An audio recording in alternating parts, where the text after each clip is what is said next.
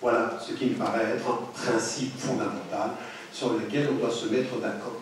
Mais quand on se met d'accord là-dessus, et on entend la voix qui est venue de la salle, cela veut dire qu'il faut défendre la liberté d'expression et l'égalité de cette liberté d'expression, car ce n'est pas seulement le fait de pouvoir s'exprimer qui pose un problème. Souvent, on regarde les jeunes des cités, qui pendant 3 générations, on continuera à les appeler les jeunes des cités, j'en ai 40 ans, 50 ans, les jeunes des cités, l'infantilisation d'une partie, d'une catégorie de la population, et en plus, ça n'est pas simplement parce qu'ils ne peuvent pas s'exprimer, parce que quand on commence à s'exprimer comme la France s'exprime, on s'exprime trop bien comme les Français, et donc, je peux vous dire que j'en ai l'expérience depuis 30 ans dans ce pays, double discours, ils disent qu'ils ne pensent pas. À partir d'un certain moment, soit vous exprimez pas assez bien, soit vous vous exprimez trop bien, ou vous êtes trop français, vous posez un problème. Donc à partir d'un certain moment, il faut que nous nous mettions d'accord en tant que citoyens d'un État, c'est qu'il faut défendre ceci contre ses propres convictions et pour les convictions d'autrui égalitairement. Il n'y a pas de rapport sélectif à la liberté d'expression des uns vis-à-vis de la liberté d'expression des autres. Mais ça veut dire aussi que le contexte est important. C'est vrai que moi, d'un point de vue personnel, j'ai beaucoup plus, personnellement, je veux dire dans ma conscience humaine, beaucoup plus de sympathie pour ce que fut, dans un premier temps, avant que ça devienne le Charlie Hebdo de ces dernières années, ce qui a été, comment s'appelait le journal, c'est tout début, Harakiri, qui s'en prend à De Gaulle, le pouvoir, et qui critique le pouvoir, que quand on s'en prend à des populations plus stigmatisées que les autres. Je n'aime pas l'humour qui touche les faibles et qui refuse d'interpeller le pouvoir. J'aime bien ceux qui ont l'humour qui interpelle le pouvoir. Mais ça, c'est d'un point de vue personnel. Je dirais que ça, c'est ma conscience rebelle. Mais qu'on puisse même critiquer les pauvres, ou les plus faibles, ou les stigmatiser, soit. Que l'humour soit ce qu'elle doit être, il faut défendre la liberté d'expression pour ce qu'elle est. Parce que ce qui me paraît important aussi, c'est que le contexte qui fait qu'à un moment donné, on s'en prenne systématiquement à la même population, moi, me permet de dire, je défendrai votre liberté d'expression, mais j'ai le droit de pouvoir avoir une évaluation de votre humour. J'ai le droit. J'ai le droit de trouver que c'est un humour pas très courageux. J'ai le droit de trouver que c'est même un humour de lâche. J'ai le droit de trouver, mais ça ne veut pas dire que je vous enlève le droit de l'avoir, mais je me donne le droit de son évaluation. Si aujourd'hui on ne peut pas évaluer l'humour, c'est au nom de la liberté d'expression de m'empêcher de l'exprimer. Et donc c'est une contradiction dans les termes. Et je peux vous dire que dans le débat contemporain, on n'est pas à une contradiction dans les termes près, dans ce qui concerne notre débat. Donc ça, c'est un premier élément qui me paraît, pour moi, important dans le débat qui est le nôtre. C'est cette notion, d'une part, de la liberté d'expression comme un droit, elle n'est jamais absolue et que c'est normal qu'il en soit ainsi, et qu'il faut défendre cette égalité, cette cohérence. Ce qui me paraît aussi le plus important, c'est que nous nous mettions d'accord sur une chose. Regardez cette salle. Cette salle, aujourd'hui, c'est la France. Cette salle, c'est la France parce qu'elle est la citoyenneté commune et elle a la diversité des mémoires, des couleurs. Et qu'il faut absolument que chacune et chacun d'entre nous, dans cette salle, puisse, dans sa vie quotidienne, faire et se faire comprendre et faire comprendre à la France que la France est devenue ça. La France, ça n'est pas des droits pour certains citoyens, avec certaines couleurs, avec certains revenus sociaux, avec certaines appartenances, et pas pour les autres. À partir d'un certain moment, le contexte est tel aujourd'hui, je ne sais pas si vous vous rendez compte de ce que ça peut vouloir dire quand vous êtes à l'extérieur de la France, et qu'on en arrive à devoir juger, à mettre en garde à vue des jeunes de 8 ans comme il a été dit. Ce qui ressort de ça, c'est-à-dire la France perd la tête. Le pouvoir politique perd la tête. On en arrive à quelque chose qui est totalement irrationnel. C'est-à-dire on veut tellement montrer que nous sommes pour la défense des droits qu'on fait n'importe quoi.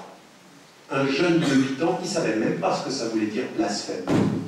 Il ne savait même pas ce que ça voulait dire ce qu'on lui dit, et lui, il peut être dans la provocation. À partir d'un certain moment, quand on juge pour faute celui qui ne sait même pas le sens de la faute qu'il fait, le coupable, ce n'est pas le fautif.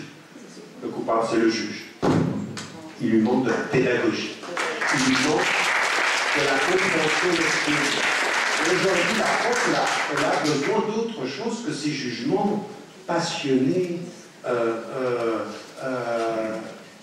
Presque on est dans l'émotionnel. Et la France, aujourd'hui, dans l'état dans lequel nous sommes, l'émotif, je peux vous dire une chose, quand l'émotif l'emporte sur le raisonnable, ce sont les partis de l'extrême qui l'emportent. Les populistes qui joueront sur l'émotion. Continuez comme ça, la voie est ouverte pour tous ceux qui joueront sur les peurs du peuple français.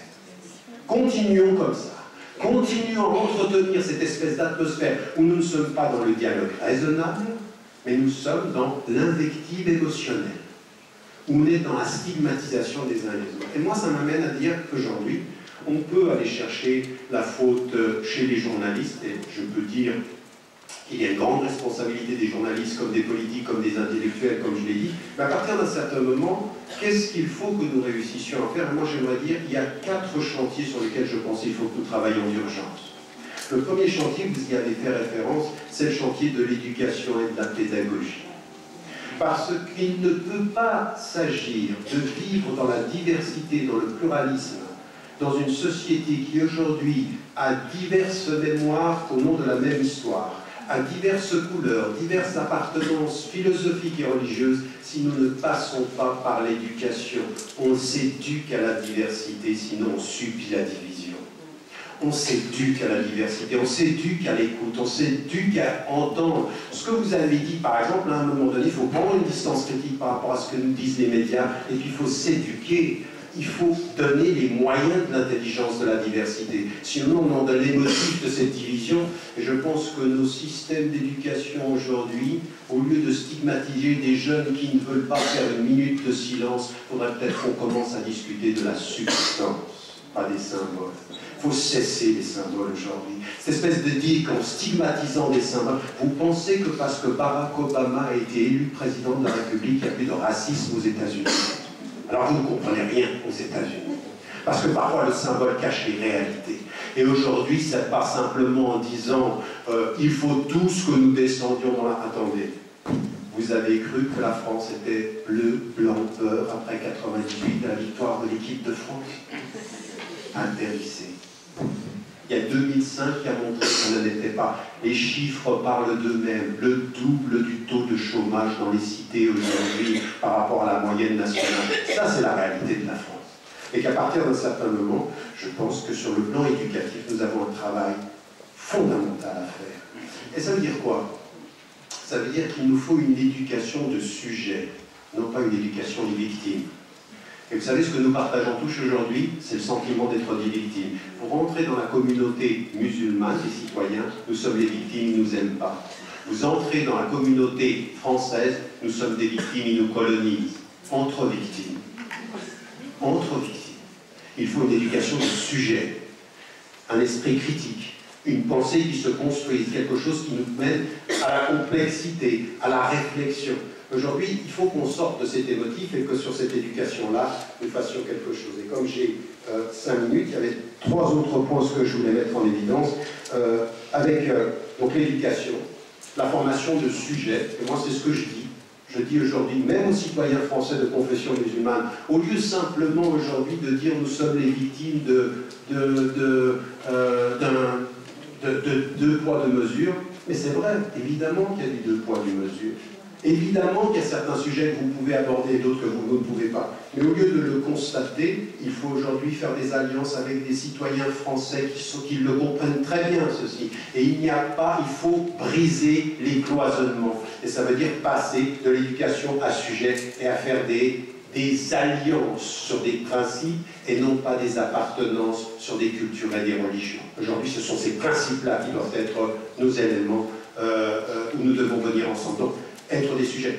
Le 3e élément qui a été mis en évidence, et ça c'est très important, c'est-à-dire qu'à un moment donné, il faut entrer dans ce dialogue critique. La paupérisation du champ médiatique aujourd'hui, c'est combien il y a d'émissions où on débat vraiment? Combien il y a d'émissions où on prend le temps de s'écouter? Qu'est-ce que l'on donne à penser à nos jeunes quand on voit la télévision où le dialogue c'est le talk show? Fais un clash et tu gagnes l'audience. Mais c'est exactement le contraire de ce dont nous avons besoin. Aujourd'hui, ce n'est pas de clash et de controverse, on a besoin de dialogue critique, d'écoute. C'est-à-dire qu'il faudrait que la télévision enseigne aux citoyens à mieux entendre, plutôt que simplement à entendre des gens crier, ou de s'insulter, ou d'être dans la controverse. Aujourd'hui, ce qui me paraît un des éléments qui manque à notre confiance, c'est que nous ne sommes pas dans le dialogue. Nous ne sommes pas dans l'écoute. Nous sommes dans l'invective, dans la suspicion, dans « il pense ça, il dit autre chose », où nous sommes dans des cloisonnements. Le dialogue est une des caractéristiques d'une société plurielle qui se gère. Et ça, c'est à chacun d'entre nous. Encore une fois, vous êtes d'accord avec moi, à partir d'un certain moment, c'est on sort de cette salle, et moi je pose la question aux gens maintenant. Je dis, mais pendant les 2 dernières semaines, vous avez discuté avec qui n'était pas de votre culture, avec qui n'était pas de votre milieu social, avec qui n'était pas de votre religion, avec qui était de la cité, avec qui était dans un autre ordre social que le vôtre. À partir d'un certain moment, on peut blâmer le monde, mais si on n'est pas des sujets, il vaut mieux se taire. À partir d'un certain moment, c'est notre responsabilité personnelle. C'est la responsabilité personnelle de chacun. On changera la France quand chacun d'entre nous comprendra que c'est par des mouvements locaux de gens qui sortent, qui brisent les cloisonnements, qui entrent dans ce dialogue, qui écoutent les jeunes. Parce que moi, je ne sais pas si j'aurais tenu les mêmes propos que vous en disant le Coran c'est de la merde, ça ne tient pas les balles. Quand le dessin est fait, quand il y a 1500 personnes qui viennent d'être tuées, et qu'on utilise ce truc, alors moi je suis pour ça, pour qu'on rentre d'accord. Pour éviter la réaction émotionnelle à ça, je suis complètement d'accord avec le principe. Il faut en discuter. On peut ne pas être d'accord, mais le débat est important. Et mon dernier point par rapport à éducation, sujet et le dialogue, c'est qu'à partir d'un certain moment, ce que j'aurais voulu dire de ce point de vue-là, c'est que nous avons besoin, en France, aujourd'hui, plutôt que de célébrer le 11 janvier en disant c'est une formidable moment pour l'histoire française ou pour l'histoire contemporaine de la France, bien sûr qu'il y a eu quelque chose d'extrêmement beau. Mais il y a eu quelque chose de beau qui a été teinté d'une certaine façon de réappropriation. De réappropriation politique. Moi, je pouvais célébrer avec le peuple de France le fait d'être Charlie pour la liberté d'expression et contre le meurtre. Et quand je vois les dirigeants politiques qui étaient à la tête j'ai des doutes.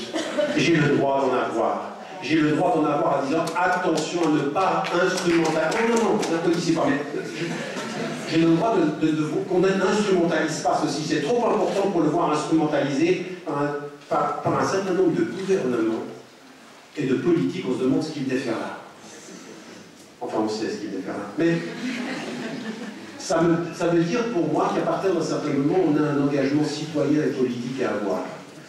L'éducation, c'est important, le dialogue, c'est important, devenir des sujets, c'est important, mais devenir des acteurs sociaux, c'est important. Et aujourd'hui, ça veut dire, et je vous le dis parce que je le répète depuis 30 ans, il faut absolument cesser d'ethniciser, d'islamiser, de culturaliser les questions sociales dans ce pays. Qu'aujourd'hui, il faut qu'on se réconcilie avec de la politique réelle.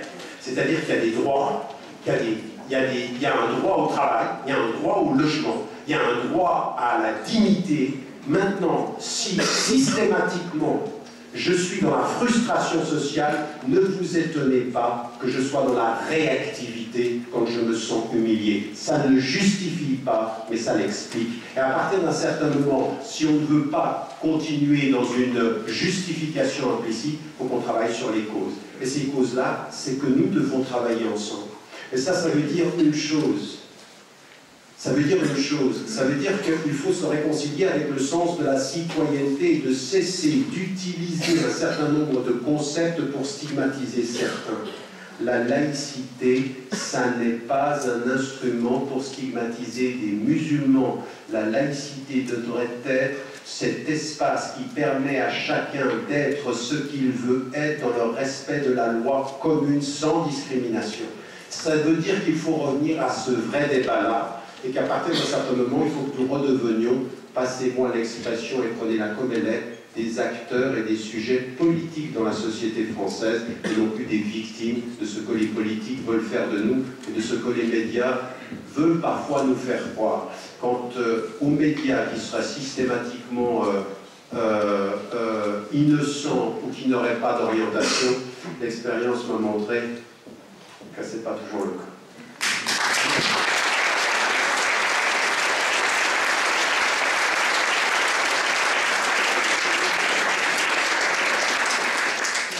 On va conclure par Jean-Baptiste de Foucault, qui avec le Pacte civique a lancé un grand mouvement en France il y a 2 ans ou 3 ans maintenant. Et voilà, il parle au nom à la fois de ce Pacte civique et d'une riche expérience associative au service de l'État et beaucoup d'autres. Merci beaucoup. Moi, je partirai de l'idée que le conflit fait partie de la vie sociale. Il ne faut pas rêver d'un monde sans conflit, sans tension. Héraclite disait que tout arrive par discorde et par nécessité. Et Kierkegaard, une très belle phrase, il dit « Ce n'est pas le chemin qui est difficile, c'est la difficulté qui est le chemin ». Donc le problème, c'est de savoir quel est l'enjeu aujourd'hui. Toute génération est affrontée à un certain nombre de défis et elle doit les résoudre de la moins mauvaise façon possible. Moi, je suis plutôt du côté de ceux pour qui le 11 janvier est plus important que le 7 janvier, d'une certaine façon. Parce que j'ai senti, moi, quelque chose d'important se concrétiser. Une espèce de volonté de créer quelque chose d'autre, de nouveau, de sortir de tout ce climat de méfiance, etc. Et pour moi, même si effectivement il y avait des politiques que certains n'aimaient pas ou que je n'aimais pas, il y avait quand même un recollage qui se passait entre la société civile et la société politique et la société médiatique. C'est important. Si on veut recréer de la confiance, on ne peut pas partir en disant que les politiques seront toujours mauvaises, seront toujours des gens qui vont se méfier. Aussi, c'est recréer de la confiance dans l'ensemble du